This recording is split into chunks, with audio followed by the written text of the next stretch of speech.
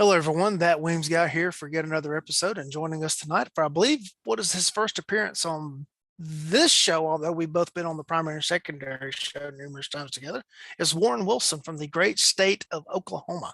How you doing, Warren? I'm doing good, Lee. How about you? I guess I do have some bad news for you though. Uh-oh. You have been fired as my spokesmodel in my Oh, I saw advertisement. that. Yeah, got a really good picture from an event here recently, and I put it up in your place. And I'm sorry, you just weren't selling tickets Yeah. for it. I get it. I get it. I don't know why you did it in the first place. and, Really. and, and it's all about the money. Well, tell everyone who you are. Hey, I'm Warren Wilson. I'm a firearms instructor from Oklahoma. I've been in law enforcement for about 26 years. I've been teaching since about 2015. I'm a range master certified instructor, Oklahoma cleat instructor, and a perpetual addicted student, unfortunately, from my credit card. We should probably explain to the audience that CLEAT is Council on Law Enforcement Education and Training, which is similar to POST, Peace Officer Right. Standard and Training in many other states. Yep. Now, my understanding from the process and speaking with Brian Eastridge about it is that Oklahoma's CLEAT firearms instructor program is pretty hard on the shooting standards. Yeah, they don't. We backed down our patrol course from 50 yards to 25 yards, or our qualification course for officers.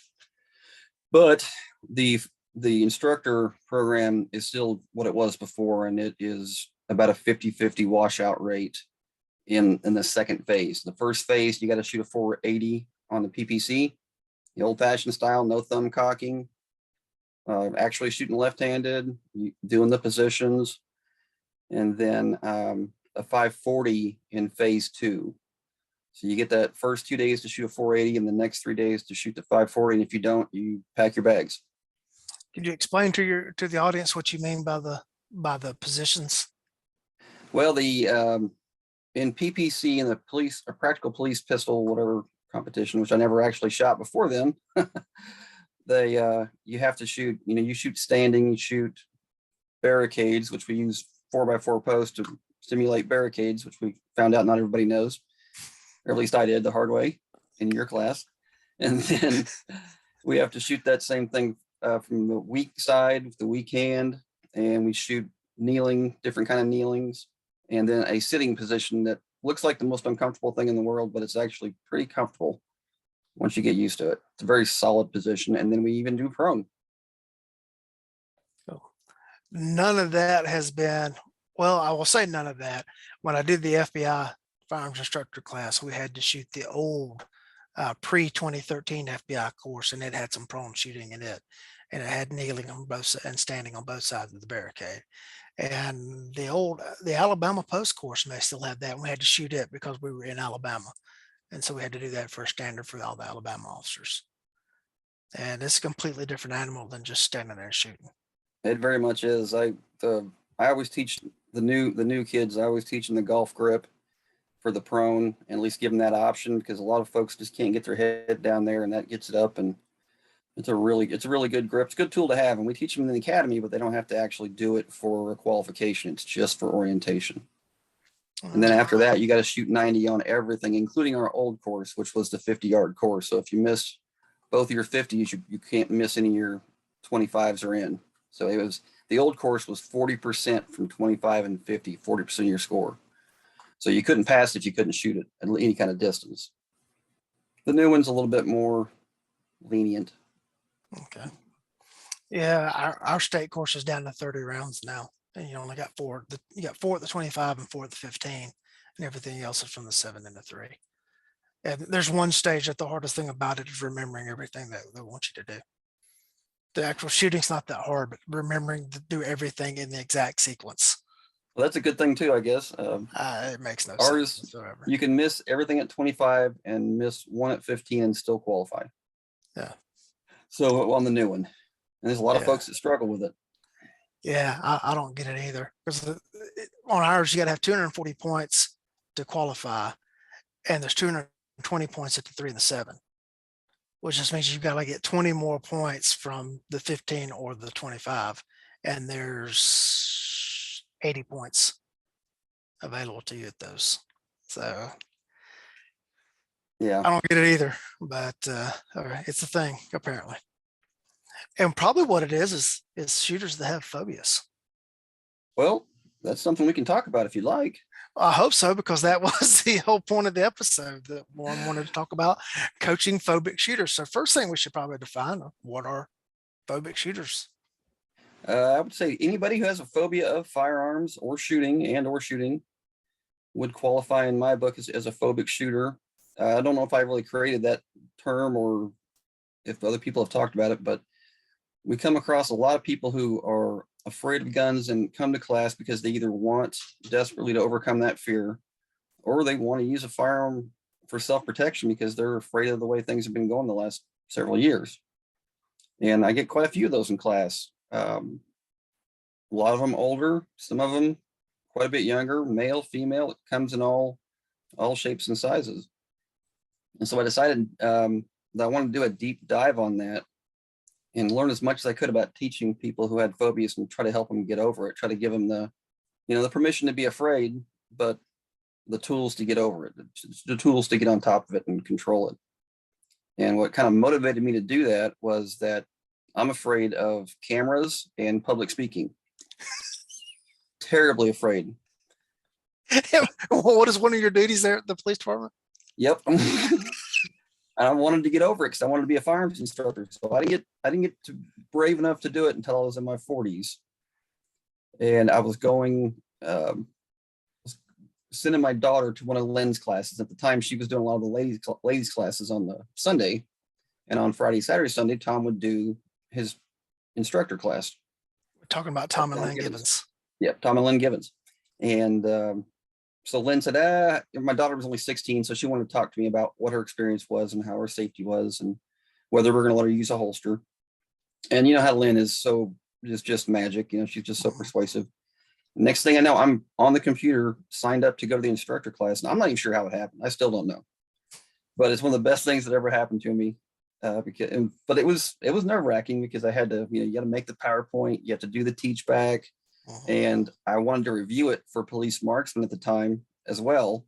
And so here I'm going to Tom Givens's class, who used to do that. He used to review classes and one of the best instructors in the country, no doubt, and then do a teach back and all that kind of stuff and not, wet myself in front of people. So I didn't, by the way, that anybody could tell.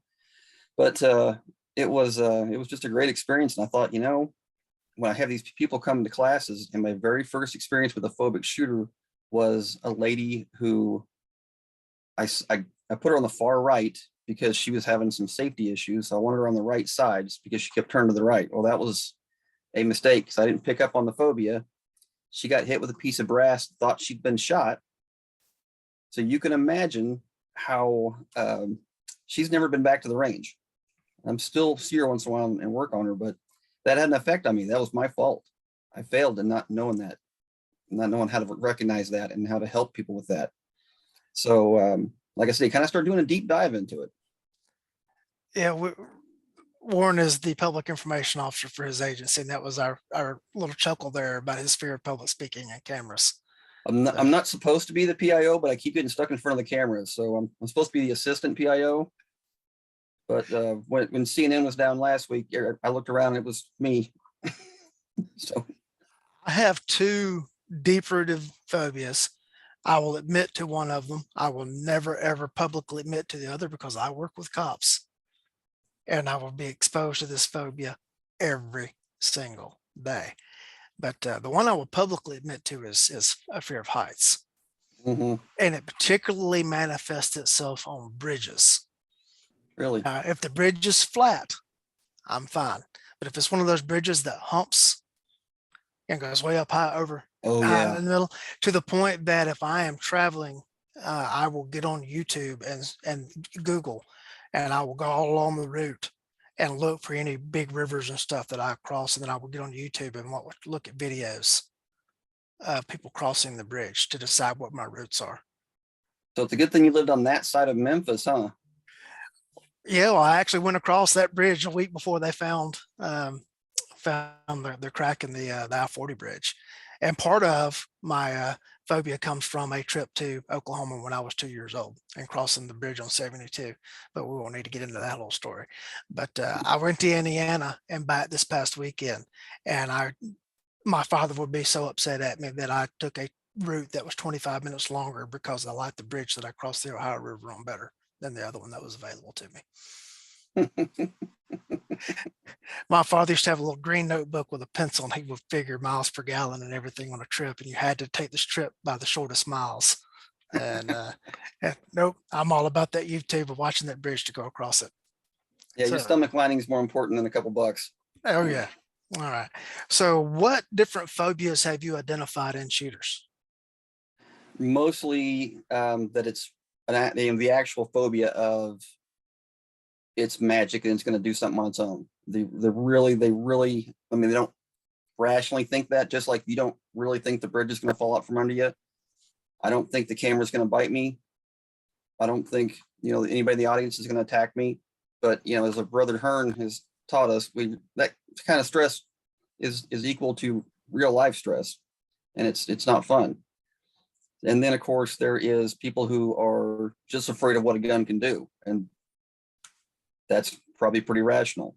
I had a gentleman that was a military from Eastern Europe come take one of the classes because he was one of the guys that would hold up the targets down in that bay down there in that trench, and the bullets going through there. He was thinking about what that would be like going through a person, and it bothered him a lot. So he kind of come to class to kind of help work that out. And he decided he wasn't going to carry a gun after that, which I think is great. So yeah, basically just, a little more rational, and then a little bit of actual irrational fears. Do you find that most of it stems from a lack of knowledge of the guns? Almost certainly, and that's the number one point. The number one point is getting that familiarity and letting them understand exactly what has to happen for a gun to discharge, and the fact that giving them the control, making them understand they have the control. So yeah, absolutely. So once they go through the class, do you typically see that their phobias disappear? No, unfortunately, they don't really disappear. I still got a little butterfly in my stomach every time I get in front of the camera to talk to somebody, and it's always going to be a little bit there, but you get to the point where you can do it. I've got several students who are, I can't tell. They tell me after class, man, I was so nervous, and I'm like, well, you didn't show it. You seem like you're really on top of it. You were safe, but up front, they don't have those techniques that it takes for them to get over things like that, for them to be able to get on top of it themselves. Do the students typically tell you that they have such a phobia, or is it something you picked up on as an instructor? It's pretty rare. I've got one lady that I work with who's non-sworn, and she was not afraid to tell me she's afraid of guns. She was not afraid at all. So I, even at one point in the middle, it says, anybody still having some nerves about this? She goes, I'm afraid. But they're not always going to have they're not always going to want to tell you that. It's embarrassing, just like, that if you give up the one phobia, you're going to be dealing with it at work. And I guarantee I know what it is too. We're going to talk offline. But I'm not going to admit it because you're a cop and you would be honor bound. I would be, wouldn't I? Yes, you would be. That's true. And I would expect no less of you. Well, I mean, what are you going to do? It's just like when you're talking to her and people keep being nice to him. Like, don't do that. He doesn't understand that. That's right. He probably thinks you hate him because you're being nice to him. But no, I try to find out though. And instead of, if I can pick it up in the classroom, that's great. And a lot of times I can, just with the dummy guns. If somebody's got a real phobia, even just the little plastic dummy guns that aren't real, those you'll see the person not wanting to pick it up and touch it, or they'll even have their hand shaking when they're picking it up. And you'll pick up on all those stress indicators that we're used to seeing out of people, a little bit of sweat in the forehead and like that. And that's great if I can pick up on it beforehand. And then sometimes that's just nerves of being in front of people and being afraid of being embarrassed. That's one of the biggest fears people have about, in life in general. But what I'll do is I want to find out before we start shooting. So I don't want somebody to find out that brass comes out of a gun by hitting them and scare them off of guns forever. Because that's something that scarred me for a while. I'm still upset about it. I still want to fix it. So what I will do is I'll actually demonstrate in front of them, and just so they see it and hear it and feel it, especially if we're in the inside range. And I'll try to get them to do the muffs and the little earplugs as well, kind of keep the noise down a little bit. But then I actually wrote an article about that lady I was telling you about at one point, and I think I wrote 2 on phobic shooters, and I really felt pretty good about how things were going with it. And then I got a call from George Harris, and for those who don't know who George Harris is, if you've heard of the wall drill, you can thank George Harris for that. When he was in the Army, he kind of came up with that. And he's also the co-founder at the SIG Academy, I believe, or at least one of the first ones there. So he's a real squared away guy. So when George Harris calls, I listened to him real carefully, and he had a couple techniques for me. And I really, that's the main reason I wanted to do this, is I wanted to share his techniques and one thing I stole from Tatiana Whitlock on how to kind of do that. So the first one is that noise inoculation. You have to, after you've demoed a little bit and then you've seen them, you're watching them, and if they're jumping while their eyes are open, you wait until you shoot enough times, no matter what it is, make something up. I want to shoot a little bit tighter circle on that one, shoot again. And then if you or your AI or whoever's watching, see if they're still literally jumping, like the amygdala is like, if they're actually still jumping from it. Or if someone will bring their hands in, all those fear responses that you've seen, or their arms to their side, or they'll bring their feet together, try to just become real small. That's one of the things that we're looking for. After we do that and nobody's jumping anymore, I'll have them close their eyes. And the first clue that I've picked up on is some people don't want to close their eyes. So I'll explain to them what I'm going to do. I'm going to shoot, and I want you to hear the pop. And George said it was terribly important to say pop instead of bang, because pop is a much more innocuous word than would be, bang or kaboom or whatever. And so he said, have them hear the pop, but you'll watch, and the last one to close their eyes is probably the one that's the most phobic, or maybe just didn't trust you. I don't know. But I try to establish that trust in the classroom, so hopefully that's not it. So we try to be positive about it, and we say, okay, I want you to listen to that pop. Just close your eyes, feel that pop. Now that's when you're looking for the people that are jumping, and you can blatantly look for it, because you can shoot at the berm and look real carefully at your folks.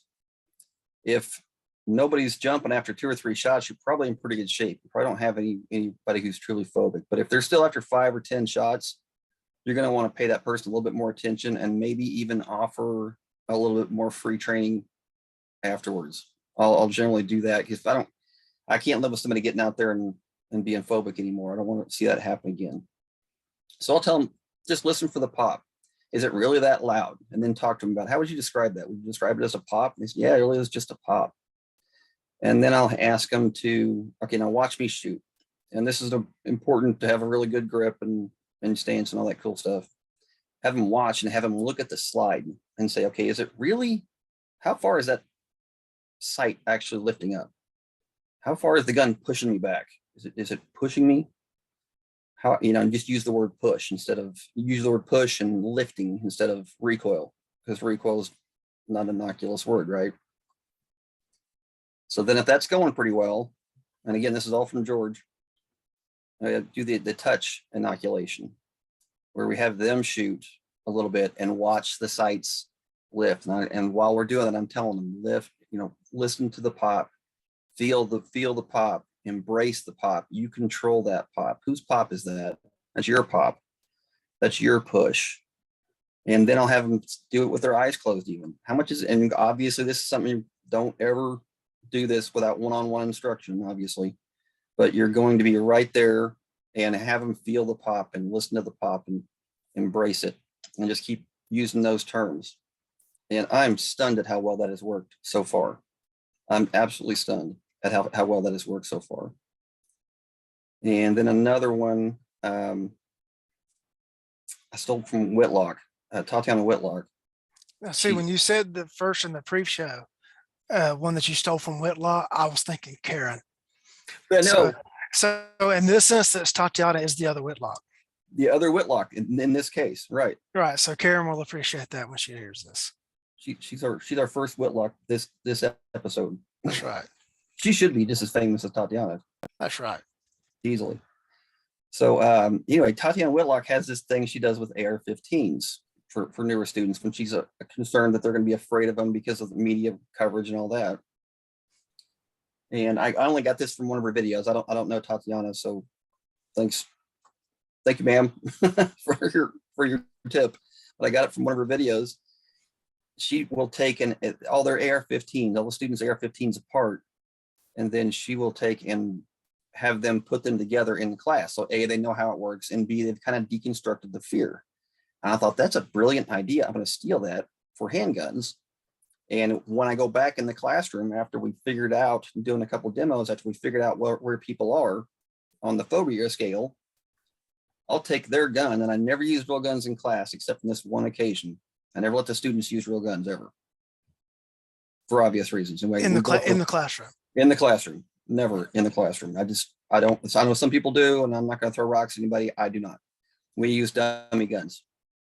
But in this case, I will take that person's pistol apart, and I might say something like, "Yeah, I've only got so many of these dummy guns.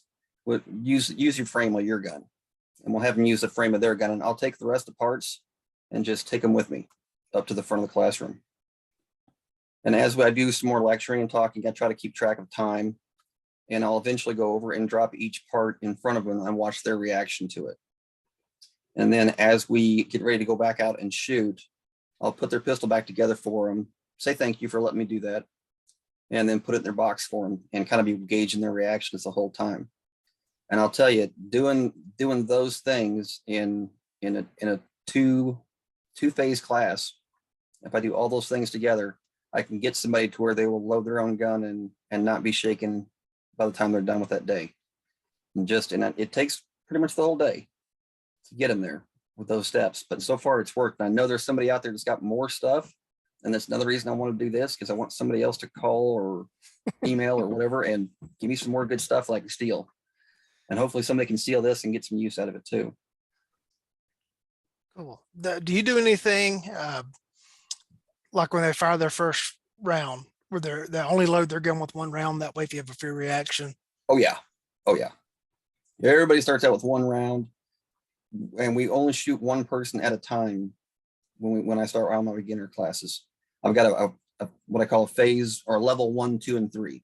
I don't call them phases, because sometimes somebody wants to jump right to the 3, and then I can prove they were wrong and they'll go back to 1. But 1 is just all about safety, really safety. And in the back of my mind, I'm thinking phobia and trying to recognize those students for later on. I've got one, I got one lady that I'm dying to get her to become an instructor, because she's gone so far with it. And just from those steps. So we only shoot one round at a time. And if we get to where everybody's doing really well with their safety, I mean, like 100%, not even questioning their safety, well, I might let them all shoot at once, even if I've got enough help there. But I kind of do 1 to 4, instructor to 4 students. If I've got an AI there, we might do a little bit more. But if I'm not comfortable with one person, then we're shooting one round at a time and one person at a time for the rest of the day. But sometimes it'll be really good in that phase, or that level 1, we'll get up to where we're shooting 4 or 5 rounds together. And that's where we can break in George's 5 and 5 drill. We've heard about the 5 and 1 drill that would be used for flinching. He says do 5 and 5. And I tried doing that on the police range, and I found that to work better too. And I wish I could remember.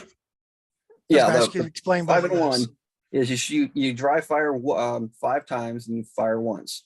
You load and you fire the one time. Well, there's a disconnect there between your dry fire and your actual loading. And so your brain goes right back to, yep, flinch time, it's going to go off. I better grab onto it. And so one of the methods that he recommended was doing a 5 and 5 drill, where you're doing 5 presses, then you're loading, and you'll notice that the first one might be a flinch, but you get in the second and third ones and they're generally not. And then sometimes you're right back to it on 4 and 5, and it's kind of a good scale there. I haven't had a lot of success with 5 and 1s, but I've had some more success with 5 and 5s. And it's the same kind of thing. It's just a fear reaction. Your body thinks you're being chased by dinosaur or something, and he doesn't know the difference. That little caveman that lives inside of us doesn't understand the difference between those fears. Yeah, I don't get to teach a lot of brand new shooters. Uh, just Georgia did not have a training requirement along with this weapons licensing procedure. And then this year we even did away with the weapons license requirement in the most recent legislative session. And so I didn't have that built in clientele, and then I wasn't attached to a gun store or anything either where I was getting fed those. So Yes, most of the people that I see outside of the agency training are people who are seeking me out versus they're looking for a state mandated class to take.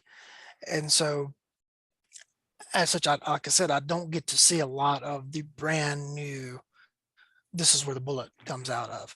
I did have the opportunity to go watch one of Brian Hill's classes, was basically his intro class. And the very first time he had the students shoot, they loaded their firearm with only one round. And it wasn't like they were just shooting one round at a time. They only had one round in the gun. So right. that when there was any kind of fear response to that round going off, their gun was not loaded after that. Exactly. Yep, that's exactly why. That, and sometimes you'll get that yippee reaction that can be just as dangerous for the other students. It's like, look what I did, woo! It's not a good thing. Or you get the frustration reaction where Yeah. So yeah, we'll do the one round at a time all day long. And then if somebody's slide doesn't go back, it's funny. You met a couple of my instructor proteges. If the slide doesn't go back, doesn't lock back, then we're concerned we missed something. Maybe they had another round in there, which I can't imagine doing because I stand there and watch them. Usually it's just a limp wrist or something that didn't go all the way back. But if you'll see either one of those ladies will react when it doesn't get locked back. They're jumping on it. Oh, let's look at that. See what's wrong with it. Make sure. Okay. So yeah, that's the only way to fly with a new shooter. Only way. What are the most extreme manifestations of the phobia that you've seen or phobias? Where somebody just really shuts down their safety. That just can't think about anything but that, and anything you tell them, they're going to turn and look at you. I mean, just physical shaking, tears. I've definitely seen tears before of fear. Seen some tears of joy too from those same folks later on down the road. But those are folks, a lot of times once you identify them,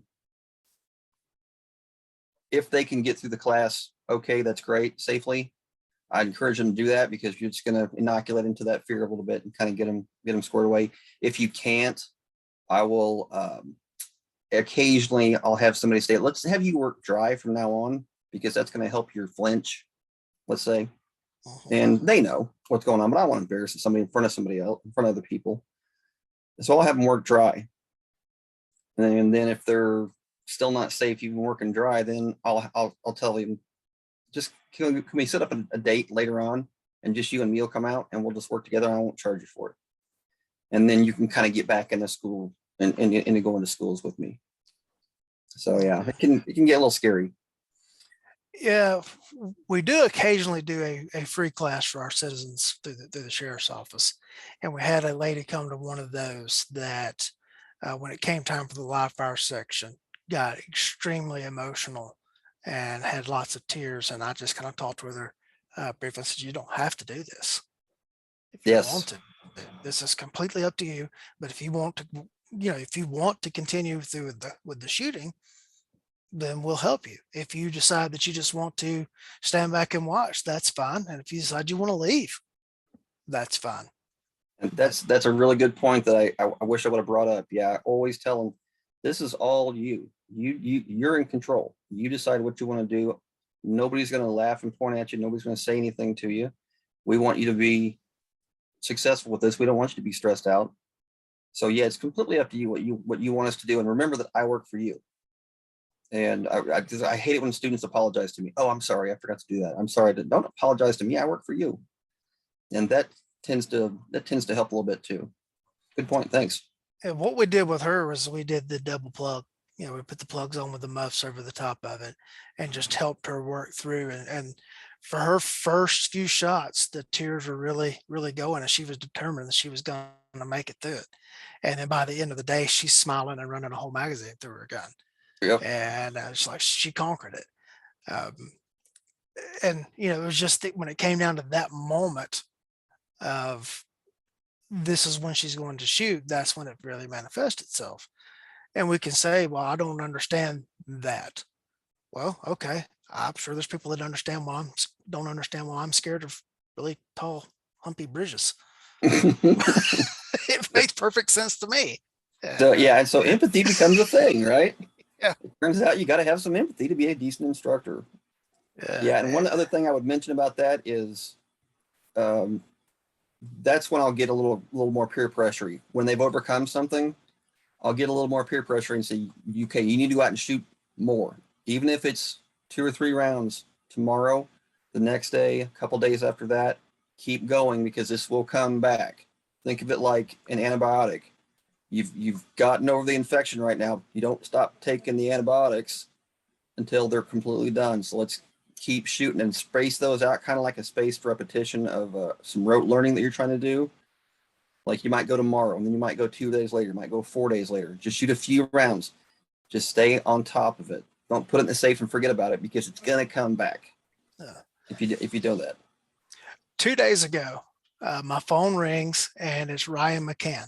I think you probably know Ryan. Yeah, I know Evan. Yeah, Ryan works at a range in Murfreesboro, Tennessee. And he called and he said, I just had an experience I've never had on the range. And he tells me about it really quick. He said he was working with a student and she got ready to shoot. And she said, she looked at him and said, would you put your hand on my back? And he said, why? She said, because I'm scared and I need you for you to put your hand on my back while I do this and I'll be okay.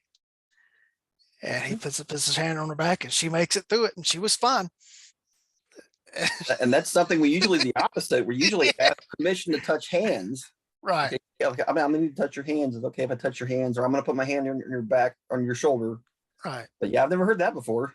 Yeah. Or the student asked him, said, hey, I'm scared. Would you do this to help reassure me while I shoot? Something else that's kind of on that line. If you do beginner shooters, you'll see this when the wife comes to the class with the girlfriend, and she was encouraged to come by the boyfriend / husband, and he wants to help, and she doesn't think he's helping, which he's not. He's just making her mad, and so we don't like to see that.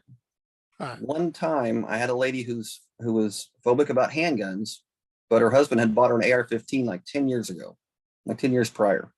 And she struggled with handguns. And she's not a kid. She's about 7 years old and just learning how to shoot. We got her in an AR class, and I thought this is going to go terrible because not only has she struggled with phobia before, but her husband's going to be here to make it worse. And it turns out he was kind of a source of comfort for her, and she just went one of the better AR shooters you'll see. And she was just so happy and stunned. And I was like, well, I guess that's your house gun now, because she was just killing it. So that's kind of a weird thing. I never expected that to happen. I did cost a dear friend of mine a Colt Gold Cup one time. This is a story you must tell. He and his wife came I had gotten the NRA basic pistol instructor certification, was teaching one of the classes, and I just invited a few gun friends that I knew. Hey, I need to do a dry run on this class. So would you come do it? And so he said, sure. And I'll bring my wife with me. And he shows up and he's shooting a Colt Gold Cup and she's shooting some 5-shot J frame. And he probably bought her. Yeah. And so it's like, I'm going to make him pay for this. I'm going to make him pay hard. And I had a 1911 issued at the time. It wasn't my primary, but it belonged to the agency. It was issued to me, and it was with me in the truck. And so I had a semi-automatic 22 with me as well. And so I taught her how to rack the slide on the semi-auto 22 and got her going. And then I had her picking up my 1911 and just running the slide. I said, do you think you can handle that 1911? She said, oh, yeah. And so I handed her a mag, and she puts it in, runs it, and shoots. We break for lunch. She goes down and starts loading mags and is down there while the rest of us are eating lunch. She's on the range shooting his Colt Gold Cup. And he called me when he got home. He said, you cost me a 1911. You cost me my gold cup. I said, what do you mean? He said, when we got home, I walked in with the bag and set it down on the bed and started to take the guns out. She reached in and got the gold cup, put it on her nightstand and said, this is mine now. Awesome. I love hearing that. Yeah, that's been a badge of pride ever since then. Mine is always when the husband or the boyfriend sends the wife alone and he's actually smart enough to know that he shouldn't go because they've already had arguments, already had domestics on the range. So then she goes home and they go out to shoot again. And then 2 weeks or a month later, I see him in class too, because he got embarrassed and he wants to know the secret. Now that is the gold at the end of the rainbow for me. Oh, yeah. We have a husband and wife deputy team, and they have a running bet each year that whoever gets the lowest score on the call has to sit with their back to the door until the next year when they shoot their annual call. And Like for the year? Oh yeah, until the next year when they shoot their annual call. Oh, that's pressure. Oh yeah, and she actually listens and does her show. So he's on the second year in a row. He's sitting with his back to the door. I love it. And I was like, and I know about the bet, so I'm like putting pressure on him and messing with him as a shooter. Like, oh man, she's got you already, man. You're already down 5. I don't think you can do it, man. How you gonna just to mess with him? Oh, cop stuff is fun. Yeah, he's 6'7", 350. He can be messed with. Oh yeah, yeah. He can sit with his back to the door. He's good cover. That's right. Yeah. I believe it was Bill Rogers' book that I read it in, where he talked about having shooters shoot wearing a gas mask if they had a fear of the concussion of the gun going off. And so you get them to shoot a 22, and then you put the gas mask on them, and they don't feel the concussion of the gun, and then it lessens the fear of it. I've heard about that. I get about 80% females, and I don't have a gas mask anymore. Right. Yeah, I was gonna say you got to have a gas mask, but to do that. I had heard about that, and I thought, how would that go? So I brought it up to my wife, and she said, "Some people would run out of the room." No, don't do that. I said, "Well, we can explain it to them." So I haven't tried that one yet, but I have heard that, and heard about shooting under a table the first few times, and I'm like, I've not heard that one. I thought that for solo students that shooting a suppressed 22 would be a good idea. Probably. And so I have a suppressor, and I put it on a 22, and I had a young lady telling me that looked like an assassin's gun. I wasn't going to tell. Okay, well that defeats that plan right there. Right there. And some of this stuff is trial and error, unfortunately. Yeah. Yeah. I'm thinking it's cool. There'll be no noise. And yeah. Oh well. Oh, my wife would have loved it, but she just used all my ammo and wouldn't clean the gun. Well, that's what she's got you for. Exactly. She doesn't know how to clean a gun. All of a sudden, she's like, "Remember that time you didn't do a very good job on the dishes, and you thought I didn't know what you were doing?"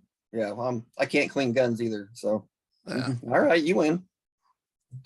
Anything else on the phobias that you'd like to discuss? That's all I know. But if somebody out there has some cool stuff, please let me know at defensivetrainingservices.com. Send me a message if you don't know me, or get a hold of Lee or something, because this can't be all there is to it. There's got to be more out there. All right. Now, your agency, we're going to shift gears here for a few. Your agency has a new video training system. Is that correct? Yeah, it's called a Virtuous Simulator, and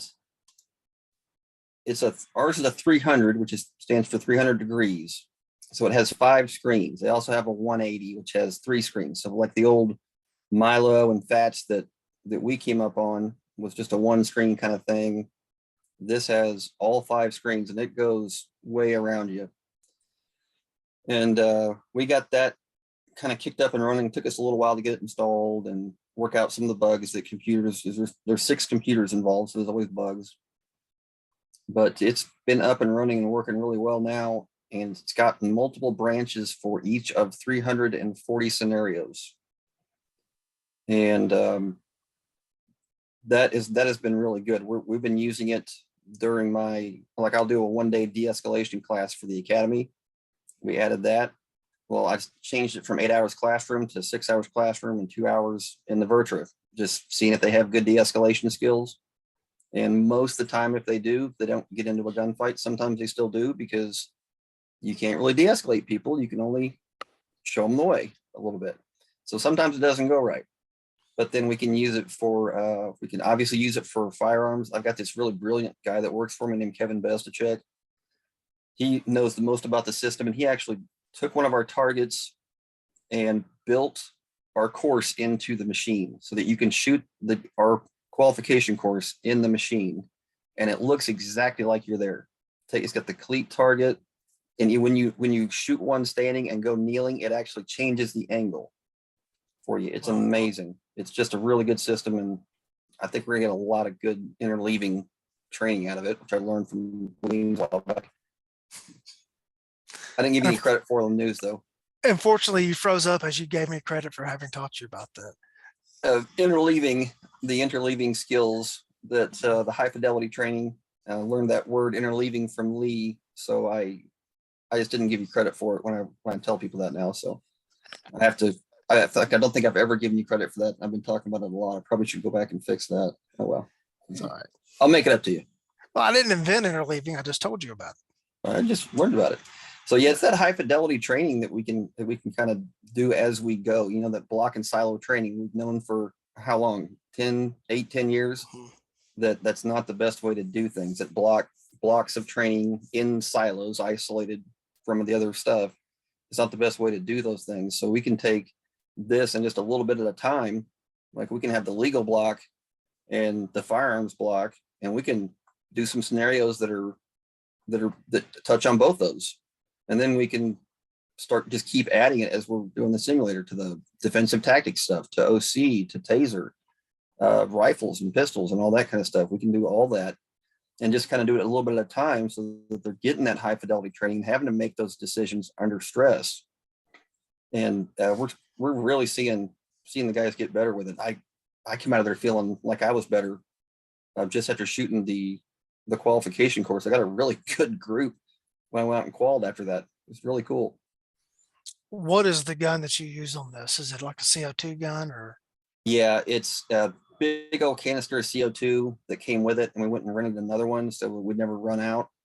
And it's got a little nozzle on it, and the magazines actually come out of the gun, out of the Glock 17s. We had to have a Glock 17, take the guts out and put the good stuff in there, and then you just push the magazines onto this nipple and fills it up, and you actually have to rack the slide to get it going. So if somebody forgets to rack the slide, they'll not be able to shoot when they need to. And of course, we have extra magazines. The same thing with an AR-15. You got to have an actual AR-15. You got to have an actual taser, and it's just the cartridge that's different on it that shoots the laser out. Now the OC is a self-contained unit. The OC can is self-contained, but yeah, the CO2 is cheap. We haven't gone through it. We haven't gone through a full can yet, and we've been using it. Cool. I definitely believe you'll get better results in teaching you like the use of force concepts and stuff when you can teach them in a practical manner versus just, I'm telling you what they are, you tell them back to me, either in written form or here, you answer these questions on a test right after I told you, what they are, or you studied them in a manual. Right. Versus the practical application of putting them into play and having to actually make those decisions. I believe everything we know about learning is you're going to get superior results with the practical application. Absolutely. And we've always done some hands-on stuff. We gave them an extra day with the SWAT team in the academy. We used to give them a day to do active shooter and building clearing. So that wasn't really working as well as we wanted it to. So we give them another day 2 weeks later, and then we add simunitions into that. And then we do some simunition training. And that's all in addition. This is all in addition to, we're not replacing anything. We're just adding to it to try to give them one more layer. But, if you think about, standing around and waiting for your time to come do your scenario on a simunition deal, that's a lot of wasted time.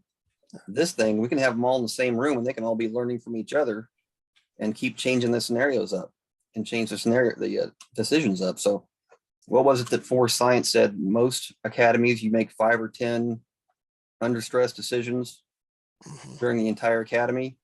But we're looking to have 40, 50.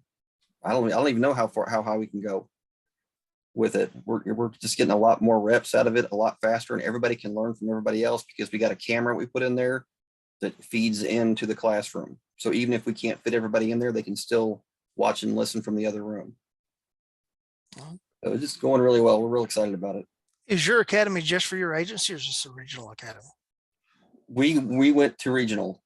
We had to ask permission to have an academy period. They had to come up and do an inspection, and then we had to request to be able to do outside Okay. agencies and not just contiguous agencies. Actual anybody that is from the state of Oklahoma can come to our academy, and that's kind of where it's going with Oklahoma. The academy in Ada is great. The folks down there are great, but it's a big state, and a lot of folks having to drive from the Panhandle down there. That's a struggle for them.